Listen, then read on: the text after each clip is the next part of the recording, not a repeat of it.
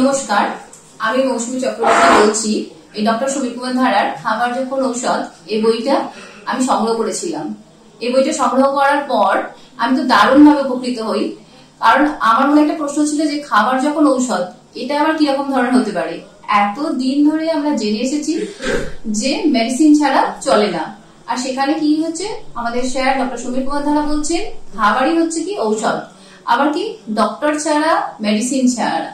তো এই বইটা সংগ্রহ করার পর আমার মনে যে সন্দেহটা ছিল সেই সন্দেহটা তো পুরোপুরি দূর হয়ে গেছে।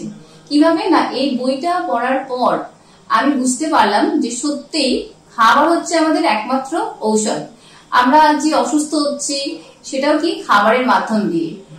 অর্থাৎ এই বইটা যদি কেউ সংগ্রহ করেন সে নিজেই বুঝতে পারবেন যে সত্যিই খাবারই হচ্ছে আমাদের বেঁচে থাকার একমাত্র পথ।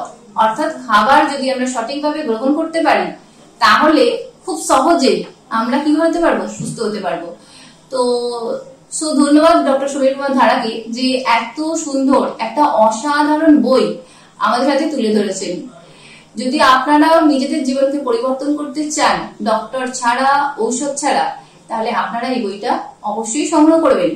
সংগ্রহ করার পর আপনারাও ঠিক আমার মতোই এই কথাই বলবেন যে খাবার হচ্ছে আমাদের ঔষধ।